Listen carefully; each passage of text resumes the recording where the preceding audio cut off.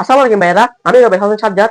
এতদিন পর আমি আবার চলে আসলাম তোমাদের মাঝে, তোমাদের গণিত বইয়ের যে সূচক ও লগারিথম অধ্যায়ের বেসিক ক্লাস নিয়ে। আজকের ক্লাস যদি তোমরা দেখো, তোমাদের এই যে এই অধ্যায়ের বেসিক নিয়ে কিন্তু কোনো সমস্যা হবে না। আমি কিন্তু সম্পূর্ণ পানি পানি বানিয়ে দেবো। আমি বলছি পানি পানি বানিয়ে দেবো, মানে বানিয়ে দেবো। তোমরা যদি এদের বেসিক না জানো, তাহলে কিন্তু তোমরা এই যে তোমাদের প্রত্যেকটি বইতে এটা থেকে যে এমসিকিউ এবং সৃজনশীল আসে নাই এমন কোনো বুট নাই। প্রত্যেক বছরে কিন্তু যে প্রত্যেকটি বুথে বাংলাদেশের মধ্যে যতগুলো বুথ আছে, সব বুথে কিন্তু কি এখান থেকে এমসিকিউ এবং সিকিউ এসে থাকে। ঠিক আছে, মিস হয় না। ঠিক আছে, তাই তোমাদের এই অধ্যায় কিন্তু সব বেশিরভাগ কিন্তু বেসিক জানতে হবে। শুধু এটাই না, প্রত্যেকটা অধ্যায়ে কিন্তু তোমাদের প্রথমে বেসিক জানতে হবে। বেসিক না জানলে কিন্তু তুমি পারবে না, অঙ্ক পারবে না। ঠিক আছে, এবং এমসিকিউ গুলো পারবে না। মূলত এই যে এমসিকিউ কিন্তু সম্পূর্ণ বেসিকের উপর। ঠিক আছে, তাহলে এই যে আমি শুরু করে দিচ্ছি, তোমরা মনোযোগ দিয়ে ক্লাসটি করো। ঠিক আছে, তাহলে এই যে যোগ যোগ থাকলে গুণ, ঠিক আছে, বিয়োগ থাকলে ভাগ। ঠিক আছে, তোমরা মনে রাখো এই যে তোমার এগুলো জানতেই হবে। ঠিক আছে, এই যে যোগ থাকলে সেটা আমরা গুণ দিতে পারবো, আর গুণ থাকলে সেটা আমরা কি দিতে পারবো, যোগ দিতে পারবো। আবার যদি বিয়োগ থাকে সেটা আমরা ভাগ দিতে পারবো। আবার যদি ভাগ থাকে সেটা আমরা কি দিতে পারবো, বিয়োগ দিতে পারবো। পারবো কিনা? অবশ্যই পারবো। এই যে এরপরে হচ্ছে যে a to the power m into a to the power n। আমরা এটা কিভাবে লিখতে পারি? যে আমরা জানি দুইটা দুইটা জিনিস যদি একই জায়গায় একই রকম হয়, তাহলে সেটা কমন নিতে পারি। যে এখানেও a এখানেও a, তাহলে আমরা এখানে a কমন নিতে পারি। এখানে পাওয়ার কি আছে? পাওয়ার আছে m, তারপরে এর পাওয়ার আছে n। ঠিক আছে, তাহলে পাওয়ার কি অবস্থায় আছে? গুণ অবস্থায় আছে। তাহলে এটা গুণ অবস্থায় আছে। আমরা এখানে কি লিখছি? যে গুণ অবস্থায় থাকলে সেটা আমরা আমাদের সুবিধার্থে, ম্যাথের সুবিধার্থে সেটা আমরা যোগ নিতে পারবো কিনা? গুণ অবস্থা আছে সেটা আমরা গুণ পারবো কিনা? যোগ অবস্থা আছে সেটা আমরা গুণ নিতে পারবো কিনা? অবশ্যই পারবো। ঠিক আছে, তাহলে এটা গুণ অবস্থায় আছে। পাওয়ার কিন্তু গুণ অবস্থায় আছে। আমরা সেটা লিখতে পারতেছি n যোগ n। ঠিক আছে, তাহলে এবার যদি আমি আরেকটা एग्जांपल দিই, যে তুমি এটা পার করে দেখি, এটা হবে n into a to the power minus n সমান এটা কি হবে? এখানেও যদি আমি a কমন নিই, তাহলে এটা গুণ অবস্থায় আছে। গুণ অবস্থায় আছে, তাহলে আমি সেটা যোগ লিখতে পারি। তাহলে m লিখলাম। ঠিক আছে, তাহলে এটা আমরা কি বলছি? এখানে যোগ যোগ, তাহলে মাইনাস n মাইনাস n। আমি তো দুটো সুবিধার্থে ভেঙে ভেঙে লিখতেছি। ঠিক আছে, ভেঙে ভেঙে লিখতেছি। এই যে a to the power m plus plus plus মাইনাসে কি হয়? প্লাস মাইনাসে কি হয়? প্লাস মাইনাসে কিন্তু মাইনাস। এটা হচ্ছে আমাদের এটার উত্তর, এটা হচ্ছে এটার উত্তর। ঠিক আছে, তোমরা বুঝতে পারতেছো? আমার বেসিক বুঝতে পারতেছো? যদি বুঝতে পারো, তাহলে আমি পরবর্তীতে চলে যাচ্ছি। ঠিক আছে, এটা আমি এদিকে লিখে রাখতেছি। প্লাস থাকলে এই যে গুণ, বিয়োগ থাকলে এই যে ভাগ। ঠিক আছে, এটা কিন্তু রাখবা মনে রাখবা কিনা? ঠিক আছে, তাহলে এবার যদি আমি আরেকটা एग्जांपल যদি যাই, এই যে এর উপর যদি এই যে m এর পাওয়ার, এই যে a to the power m এর পাওয়ার যদি আরেকটা যদি m থাকে, তাহলে এটা আমরা কিভাবে লিখতে পারি? এটা কিভাবে লিখতে পারি দেখো তো। সব সময় মনে রাখবা, পাওয়ারে কিন্তু কি হয়? গুণ হয়। পাওয়ারে গুণ হয়। এটা a লিখলাম, তাহলে এটা পাওয়ার, তাহলে পাওয়ার কি হয়? গুণ হয়। তাহলে গুণ হলে কি এটা কি হবে? m n। ঠিক আছে, এটা বুঝতে পারছো কিনা? যদি বুঝতে পারো, তাহলে আরেকটি চলে যাচ্ছি, সেটা হচ্ছে a to the power m ভাগ a to the power n। ঠিক আছে, তাহলে এখান থেকে আমরা সেম আগের মতো a কমন নিতে পারি। এগুলো কিন্তু তোমাদের জন্য ভেরি ভেরি ইম্পর্টেন্ট। ঠিক আছে, মনোযোগ দিয়ে ক্লাসটি করো। যদি বুঝতে না হয়, তাহলে ক্লাসটি ব্যাক করে দেখে আসো। ঠিক আছে, তাহলে তাহলে আমরা কি বলছিলাম? ভাগ থাকলে কিন্তু আমরা সেটা আমাদের সুবিধাতে বের করতে পারি। তাহলে এটা কি হবে? m, তাহলে এই যে ভাগ অবস্থা আছে, তাহলে সেটা আমরা কি করতে পারি? বিয়োগ n। ঠিক আছে, বুঝতে পারছো কিনা? আমি যদি আরেকটু ব্যাঙ্গে যদি দেখাই, তাহলে এই যে উপরে কিন্তু a to the power n, নিচে কিন্তু a to the power n। ঠিক আছে, তাহলে নিচে সমান, এখান থেকে আমি একটা নিতে পারি, a কমন নিতে পারি। কমন নিয়ে এই যে m লিখলাম। আমি ওই যে ভাগ অবস্থা থাকলে কি দিতে পারবো? আমরা বিয়োগ দিতে পারবো, বিয়োগ n। বুঝতে পারছো? তোমাদের কিন্তু আমি দুইভাবে কিন্তু ব্যাঙ্গে দেখাই, a to the power minus n। এটা কেমনে হবে? তোমরা বলো এটা কেমনে হবে?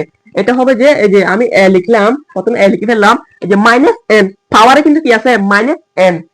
ঠিক আছে, এটা কিভাবে লিখতে পারবো আমরা? এটা আমরা লিখতে পারবো, এই যে এর উপর কিন্তু n টা চলে যাবে, তাহলে উপরে কিন্তু x চলে যাবে। মনে রাখবা, যদি এইভাবে থাকে। এই যে আরেকটা एग्जांपल দিই, যে 2 এর উপর যদি মনে করো এটা 4, 5 এর উপর যদি মনে করো এটা 6, 10 এর উপর মনে করো যেটা 7, তাহলে এগুলো কিভাবে লিখবা? এই যে 2 প্রথমে লিখবে 2, তারপর লিখবে 4, তারপর লিখবে পরে একটা 1 দিয়ে দিবা। শুধু মনে রাখবা, এটা মনে রাখা টেকনিক। ঠিক আছে, সংখ্যার উপর সংখ্যা দিয়ে দিবা। প্রথমে সংখ্যার উপর সংখ্যা দিয়ে দিবা, পরে একটা 1 দিয়ে দিবা। সংখ্যার উপর সংখ্যা দিয়ে দিবা, উপর একটা এক দিয়ে দিবা। যদি মনে রাখতে না পারো, এটা হচ্ছে মনে রাখার টেকনিক। ভাই টেকনিক জানতে হবে, ম্যাথের মধ্যে কিন্তু অনেক টেকনিক জানতে হবে, ঠিক আছে? ঠিক আছে, এখানে সবসময় কিন্তু মাথা খাটাইলে হবে না, কিছু টেকনিক জানতে হবে, ঠিক আছে? সবসময় মাথার মধ্যে মনে রাখা কিন্তু সবকিছু করা যায় না, একটু কৌশলী ভাবে কি মনে রাখতে হয়, বুঝতে পারছো? এবার যদি আমি যদি তোমাদের আরেকটা এক্সাম্পল দিই, এই যে এ রুট এ, তোমরা মনে রাখবা, মনে রাখবা কি মনে রাখবা, যদি রুটটাকে রুটের বদলে আমাদের কি দিতে হয়, হাফ দিতে হয়। এটা কিন্তু শুধু কোন লগারিদমের না, এটা অন্যান্য অধ্যায়ে কিন্তু এটা আছে, রুটের বদল কিন্তু কি দিতে হয়, হাফটা দিতে হয়, যে 1/2 এটা দিতে হয়, ঠিক আছে? তাহলে এটা কি হবে, এ হাফ, ঠিক আছে? এটা কিন্তু গুণ অবস্থায় আছে, কি অবস্থায় আছে, গুণ অবস্থায় আছে। তাহলে আবার যদি আমি আরেকটা দিই, এই যে তুমি এটা কি তুমি পারবা? এইটা হবে কিরকম, এই যে আমি লিখলাম, প্রথমে এটা বসে দিলাম, এইটা কেমন হবে, তুমি অনেকে বলবা ভাইয়া এখানে হবে 3 পয়েন্ট, ঠিক আছে, মানে ইনটু হাফ। আমি বলবো কি ভাইয়া, না ভাইয়া, কেন হবে না ভাইয়া, কারণ যে এটা থ্রিটা কিন্তু কোথায় আছে, কোথায় আছে থ্রিটা, থ্রিটা যদি এখানে থাকতো, থ্রিটা যদি এখানে থাকতো, তাহলে কি হতো, তাহলে কিন্তু হতো এরকম, ঠিক আছে? এরকম হতো এরকম। থ্রিটা যেহেতু এখানে আছে, এখানে না থাকা এই যে রুটের উপরে আছে, সেজন্য কিন্তু আমাদের কি করতে হবে, এটা এই যে থ্রিটা আমরা দিতে পারবো, টুটা আমরা দিতে পারবো না। তাহলে এটা কিভাবে লিখতে হবে, এ 1/3, বুঝতে পারছো? যদি বুঝতে না পারো আমি আরো বুঝিয়ে বলতেছি, ঠিক আছে? তাহলে যে রুট যদি আমি 10 দিলাম, এটা এ দিলাম, ঠিক আছে? তাহলে এ 1/10। আবার যদি 10টা না থাকে, তাহলে তাহলে কিন্তু হবে হাফ, তাহলে হাফ হবে, ঠিক আছে? তাহলে কিন্তু কি হবে, হাফ। যেহেতু যেহেতু এখানে যদি কোনো সংখ্যা থাকে, যে কোনো সংখ্যা, সেটা যে কোনো সংখ্যা হতে পারে থাকে, তাহলে সেটা কি হবে, হাফ না বসিয়া সেই সংখ্যার উপর এক দিয়ে সেটা নিচে বসে যাবে। তোমরা কি বুঝতে পারছো কিনা, ক্লিয়ার কিনা? যদি ক্লিয়ার, তাহলে আমি এবার পরবর্তীতে চলে যাচ্ছি, ঠিক আছে? তাহলে পরবর্তী টপিক হচ্ছে 7 7 কিউব সমান, এটা কেন হবে, এটা কেন হবে, এটা হবে যে প্রথম আমরা এটা লিখে ফেলবো, কিউব এটা লিখে ফেলবো, লিখার পর তারপরে এটা কি বলছি, এই যে 1/7, চোখ বুঝা, তো বন্ধ করবা, তো বন্ধ করা সুদা লিখে দিবা, কি লিখে দিবা, একের নিচে 7 লিখে দিবা। এরকম থাকলে রুটের উপর যদি কোনো সংখ্যা থাকে, সেই সংখ্যার নিচে বসে উপরে একটা এক বসে দিবে, ব্যাস, কোনো কিছু করতে হবে না। আমি বলছি কোনো কিছু করতে হবে না, এটা মনে রাখার কি কৌশল, ঠিক আছে? তাহলে এবার কি হবে, এখানে এখানে কিন্তু আরো কাজ আছে, কি কাজ আছে, এটা গুণ অবস্থায় আছে, তাহলে এখানে উপরে গুণ হয়ে যাবে, তাহলে এ উপর 3টা নিচে 7টা, ঠিক আছে? এটাই হচ্ছে কি এতটুকু অ্যান্সার, ঠিক আছে? তাহলে এবার যদি আমি আরেকটা লিখি, যে এর উপর যদি শূন্য থাকে, তাহলে মনে রাখবা 1। আমি বলি, কোনো কিছুর মাথায় যদি শূন্য থাকে, তাহলে তার মান হয় 1। কি বলছি, তার মান হয় 1, শুধু মনে রাখবা। যদি যদি তোমার মাথার উপর যদি একটা শূন্য থাকে, তাহলে তোমার মানে কি 1, জাস্ট মজা করলাম, ঠিক আছে? কিছু মনে করি না আবার। এই যে তাহলে কি বলছি, যদি যে কোনো সংখ্যা সেটা 10, 10-এর উপর যদি শূন্য থাকে, তাহলে সেটা মানে 1। যদি যদি 50-এর উপরে যদি থাকে, তাহলে সেটা মানে 1। যদি 1 কোটি, 1 কোটি কি বলছি, 1 কোটির উপরে যদি শূন্য থাকে, সেটা মানে 1। যদি 1 বিলিয়ন, 1 বিলিয়ন, বিলিয়নের উপর যদি 1 থাকে, সেটার মান কিন্তু 1। মানে যত কিছুর উপরে সংখ্যা থাকুক, সেটার মান কি 1। যদি x এর উপরে যদি শূন্য থাকে, তাহলে তার মানে 1। যদি মনে করো আমার নাম হচ্ছে কি সাজ্জাদ, ঠিক আছে? সাজ্জাদ, সাজ্জাদের নামের উপর যদি শূন্য থাকে, সেটার মানে কি 1। বুঝতে পারছো?